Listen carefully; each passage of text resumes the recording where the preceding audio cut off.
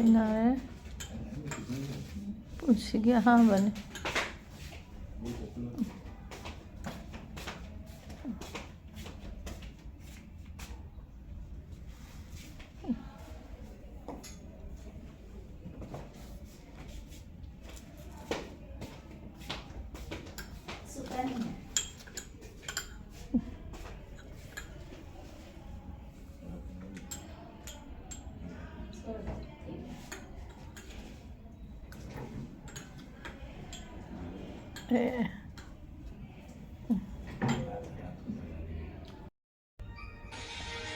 बस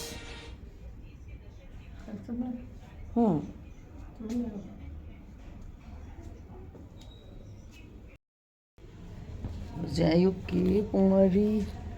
ꯃꯔꯤ ꯍꯦꯜꯂꯦ ꯑꯣꯄꯔꯦꯁꯟ ꯇꯧꯅꯕ ꯇꯌꯥꯔꯤ ꯇꯧꯔꯛꯑꯕꯅꯦ ꯍꯧꯖꯤꯛ ꯍꯤꯗꯥꯛ ꯀꯥꯞꯄ ꯍꯧꯔꯦ 이루저루하게 이실루라더니 하 누나 시설라에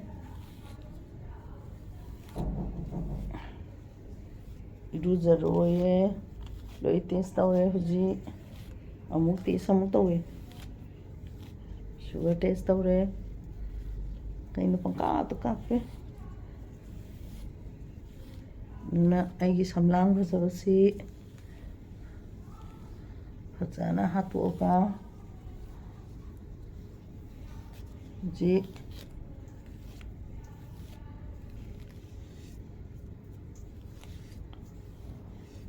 이루저루하게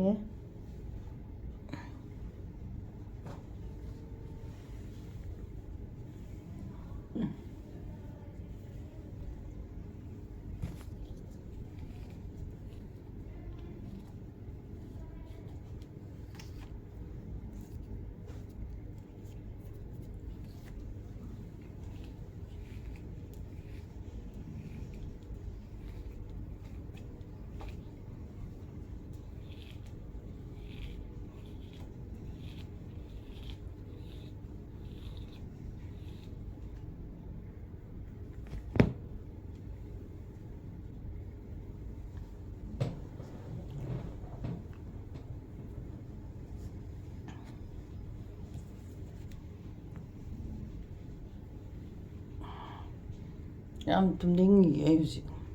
ꯀꯩꯅꯣꯗ ꯇꯨꯝꯗ꯭ꯔꯦꯕ ꯊꯪꯅꯔꯤꯁꯤꯅ ꯃꯔꯣꯝ ꯅꯥꯈꯣꯛꯄꯅꯤ ꯒ꯭ꯌꯥꯟ ꯑꯃ ꯇꯥꯗ꯭ꯔꯦꯕ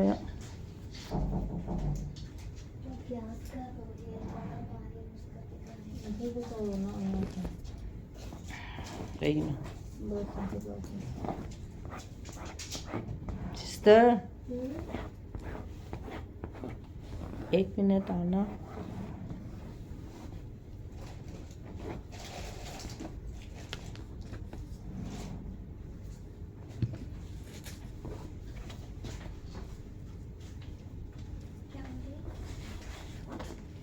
एक ब्रश दे दो ना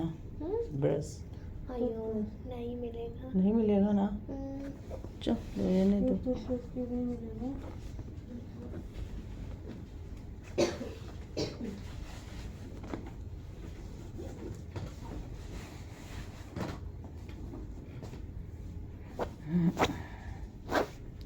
थोड़ा दिक्कत है मेरा पेन है ना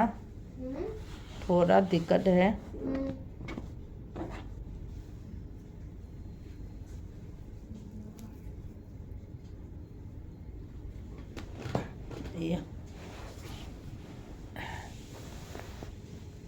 तैयारी लोरे ऑपरेशन की ग्लास काम तो दंगारे मसे कनो काखिबदो नमदो माले ड्रिप याम काखिबदो दुनोरम तारे लोक्स दैनो थबाक से नुवाइते थुंगी नंगे मन मरोई दुनो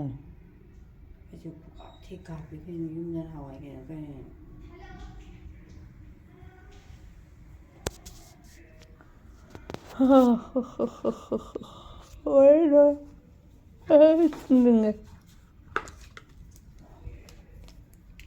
udah itu sebelum deh ꯍꯤꯗꯥꯛ ꯀꯥꯞꯈ꯭ꯔꯦ ꯒꯨꯂꯤ ꯆꯥꯔꯦ ꯍꯥꯟꯅ ꯐꯤꯕꯝ ꯑꯗꯨꯝ ꯑꯣꯄꯔꯦꯁꯟ ꯇꯧꯗꯧꯗ ꯉꯥꯏꯔꯦ ꯍꯥꯟꯅ ꯐꯤꯕꯝ ꯁꯨꯡꯅꯥ ꯅꯥꯗꯕ ꯑꯗꯨꯝ ꯇꯥꯔꯦꯕꯅ ꯑꯣ ꯅꯥꯗꯤ ꯅꯥꯔꯤ ꯁꯤꯁꯤꯅ ꯑꯗꯨꯏꯁꯨ ꯌꯥꯝ ꯐꯔꯦꯕ ꯁꯤ ꯌꯥꯝ ꯐꯔꯦꯕꯀꯣ ꯀꯥꯞꯄꯝꯗ꯭ꯔꯒꯗꯤ ꯂꯣꯏꯅꯤꯍꯦ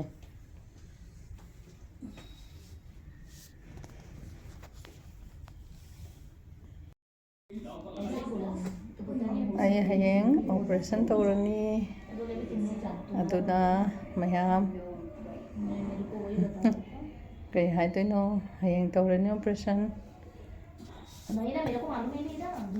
ꯑꯗꯨꯅ ꯑꯩꯁꯦ ꯈꯔ ꯑꯩꯒꯤ ꯅꯥꯔꯤꯉꯩꯁꯤꯗꯀꯣ ꯑꯃꯦꯔꯤꯀꯥꯒꯤ ꯃꯊꯦꯜꯁꯨ ꯀꯥꯎꯕ ꯌꯥꯗꯕꯗꯨꯅꯦꯕ ꯑꯩ ꯇꯧꯔꯤꯁꯦ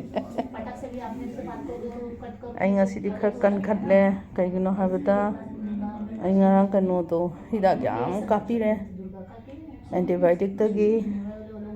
ꯃꯌꯥꯝ ꯑꯃ ꯀꯥꯞꯄꯤ ꯍꯧꯖꯤꯛꯁꯨ ꯍꯧꯗꯣꯔꯦ ꯑꯩ ꯍꯌꯦꯡ ꯑꯣꯄꯔꯦꯁꯟꯒꯤ ꯇꯌꯥꯔꯤ ꯍꯧꯔꯕꯅꯦ ꯀꯣꯛ ꯂꯨꯊꯣꯛꯍꯜꯂꯦ ꯂꯣꯏ ꯆꯦꯟꯖ ꯇꯧꯔꯦ ꯑꯩ ꯀꯩꯅꯣ ꯇꯧꯔꯅꯤ ꯃꯣꯏ ꯍꯧꯖꯤꯛ ꯂꯥꯛꯑꯅꯤ ꯍꯤꯗꯥꯛ ꯑꯃꯨꯛ ꯀꯥꯞꯄꯅꯤ ꯗ ꯂꯩꯔꯦ ꯒꯨꯂꯥꯏꯁꯨ ꯇꯧꯗꯣꯏꯅꯦ ꯌꯥꯛꯁꯦ ꯁꯣꯔꯁꯨ ꯈꯔ ꯋꯥꯠꯂꯦꯌꯦ ꯑꯗꯒꯤ ꯀꯩꯅꯣꯁꯨ ꯇꯧꯔꯦꯌꯦ ꯑꯩꯁꯦ ꯈꯔ ꯖꯣꯟꯇꯤꯁꯁꯨꯈꯔ ꯂꯩꯔꯝꯃꯦ ꯑꯩꯁꯦ ꯀꯔꯤꯝ ꯆꯥꯕꯗꯤ ꯅꯠꯇꯦ ꯑꯗꯨꯕꯨ ꯑꯩꯒꯤ ꯀꯩꯅꯣꯁꯤꯅ ꯒꯣꯜ ꯕ꯭ꯂꯦꯗꯔꯁꯤꯒ ꯑꯩꯈꯣꯏꯒꯤ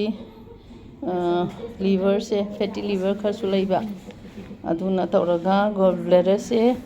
ꯁꯨꯃꯥꯏꯅ ꯄꯣꯛꯈꯥꯏꯔꯕ ꯖꯥꯠꯅꯦ ꯑꯗꯨꯒ ꯑꯗꯒꯤ ꯖꯣꯟꯇꯤꯁ ꯂꯥꯛꯄ ꯖꯥꯠꯅꯦ ꯑꯗꯨꯅ ꯗꯣꯛꯇꯔꯗꯨꯅ ꯉꯁꯤꯗꯤ ꯈꯨꯗꯛꯇ ꯁꯤꯇꯤ ꯏꯁꯀꯥꯟ ꯂꯧꯔꯦ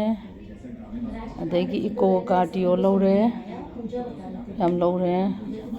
ꯂꯣꯏ ꯂꯧꯔꯦ ꯍꯌꯦꯡ ꯑꯌꯨꯛ ꯏ ꯑꯃꯨꯛ ꯂꯧꯈꯤꯅꯤ ꯑꯗꯨꯒ ꯑꯩ ꯍꯧꯖꯤꯛ ꯄꯨꯡ 12ꯒꯤ ꯃꯃꯥꯡꯗ ꯆꯥꯕ ꯌꯥꯕ ꯆꯥꯍꯧꯔꯣꯏꯌꯦ ꯑꯗꯣ ꯑꯩ ꯉꯁꯥꯏꯗꯒꯤ ꯀꯩꯅꯣꯒ ꯊꯦꯄꯂꯥ ꯑꯃꯒ ꯑꯗꯒꯤ ꯀꯩꯅꯣ ꯑꯃꯒ ꯆꯥꯈ꯭ꯔꯦ ꯍꯧꯖꯤꯛ ꯆꯥꯛꯁꯨ ꯄꯤꯔꯛꯑꯦ ꯆꯥꯛꯇꯤ ꯆꯥꯔꯔꯣꯏ ꯑꯗꯨꯅ ꯃꯌꯥꯝ ꯑꯃꯦꯔꯤꯀꯥꯒꯤ ꯃꯊꯦꯜꯅ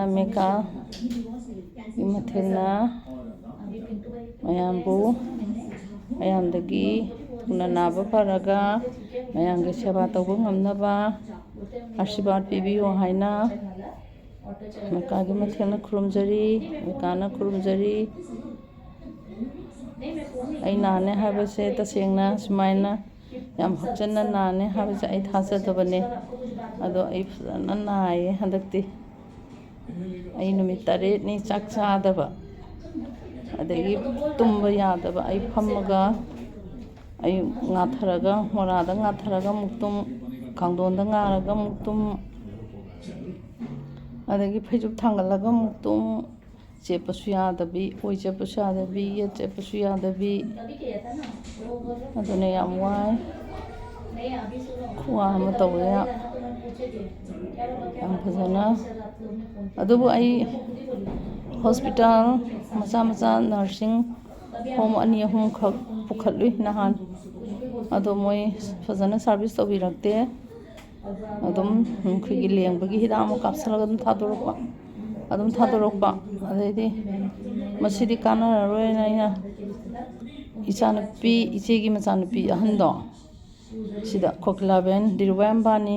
ꯀꯣꯀꯤꯂꯥꯕꯦꯟ ꯍꯣꯁꯄꯤꯇꯥꯜꯗ ꯃꯥꯁꯦ ꯀꯩꯅꯣ ꯑꯣꯏꯅ ꯂꯩꯌꯦ ꯑꯗꯨꯅ ꯃꯉꯣꯟꯗ ꯍꯥꯏꯔꯒ ꯃꯣꯏ ꯁꯥꯔꯗꯨꯅꯁꯨ ꯑꯦꯄꯣꯏꯟꯃꯦꯟ ꯐꯪꯗꯦ ꯗꯣꯛꯇꯔꯒꯤ ꯑꯦꯄꯣꯏꯟꯃꯦꯟ ꯐꯪꯗꯦ ꯑꯗꯨꯗꯩꯗ ꯁꯥꯔꯗꯨꯗ ꯍꯥꯏꯔꯒ ꯑꯩ ꯏꯟꯗꯣꯝꯆꯥꯁꯦ ꯌꯥꯝꯅ ꯐꯤꯕꯝ ꯑꯃ ꯁꯣꯛꯑꯦ ꯁꯥꯔꯅ ꯑꯝꯇꯪ ꯌꯦꯡꯕꯤꯗ꯭ꯔꯗꯤꯅ ꯇꯧꯗꯅ ꯃꯥꯅ ꯃꯦꯖꯔ ꯑꯣꯄꯔꯦꯁꯟ ꯂꯩ ꯍꯥꯏꯕ 2-3 ꯑꯣꯄꯔꯦꯁꯟꯗ ꯉꯥꯏꯍꯥꯛ ꯀꯥꯏꯊꯣꯛꯄꯤꯔꯒ ꯂꯣꯏꯔꯛꯄꯒꯤ ꯑꯗꯨꯗ ꯄꯨꯡ 1ꯗ ꯂꯥꯛꯑꯣꯗꯅ ꯄꯨꯡ 3ꯗ ꯌꯦꯡꯉꯦ ꯑꯗꯨ ꯌꯦꯡꯕꯗꯩ ꯗꯣꯛꯇꯔꯅ ꯑꯩꯁꯦ ꯌꯦꯡꯗꯅ ꯑꯣꯄꯔꯦꯁꯟ ꯑꯦꯗꯃꯤꯠ ꯇꯧꯔꯣ ꯑꯗꯨꯝ ꯍꯥꯏꯔꯦ ꯑꯗꯨꯗ ꯑꯩ ꯈꯨꯗꯛꯇ ꯑꯦꯗꯃꯤꯠ ꯇꯧꯔꯦ ꯑꯗ ꯑꯦꯗꯃꯤꯠ ꯇꯧꯕꯗꯨꯗ ꯍꯣꯁꯄꯤꯇꯥꯜꯁꯨ ꯉꯁꯥꯏꯒꯤ ꯑꯇꯥꯡꯕꯁꯨ ꯑꯣꯏꯕꯅꯤꯅ ꯑꯩ ꯀꯩꯁꯨꯁꯨ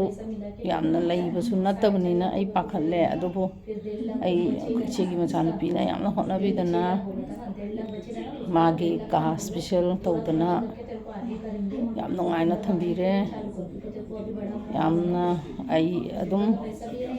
ꯈꯔ ꯑꯗꯨꯝ ꯃꯌꯥꯝꯒꯤ ꯃꯇꯦꯡ ꯍꯥꯏꯇꯥꯔꯦꯀꯣ ꯏꯆꯤꯟ ꯏꯅꯥꯎ ꯃꯌꯥꯝꯒꯤ ꯃꯇꯦꯡ ꯏꯃꯥꯟꯅꯕꯤꯒꯤ ꯃꯇꯦꯡꯅ ꯑꯗꯒꯤ ꯏꯆꯤꯟ ꯏꯅꯥꯎ ꯃꯌꯥꯝ ꯃꯇꯦꯡ ꯏꯃꯥꯟꯅꯕꯤ ꯃꯇꯦꯡ ꯃꯌꯥꯝꯅ ꯑꯩꯁꯦ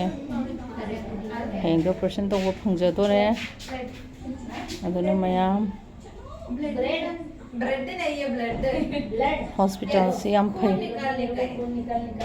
याम फरीको मी हॉस्पिटल से आई कोंद याम थीना अदो आई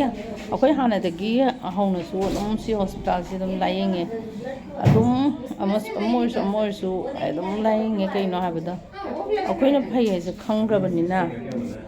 कुसे चे तो सी सुम कनो कापसिगी कुसे चे बी पॉजिटिव है नहीं ये पॉजिटिव है कइनो तौदना वारे नो नो माय फादर हमगा समझो हमगा ड्राइवर करके पहले ही ऑलरेडी और नहीं मेरे पापा का बी पॉजिटिव मेरा बी पॉजिटिव है मेरी मम्मी का ओ पॉजिटिव आई का थंगनरी सिसु हयें ऑपरेशन तौदबा अदुना मासु लांगी मेरा रिपोर्ट अरंग दांगसु याम लांगी माती तुमबा वाम आईदी तुमदे आईदी तुमदबा याम कुइरे बी पॉजिटिव था अरंग भाग तुमदे हिदा का भाग तुमदरे इधर मुर्शंदानी का मुर्शंदानी सर का सर्जरी की है ना आपने मयाम मनोज जैन खंदे इशोकरम दी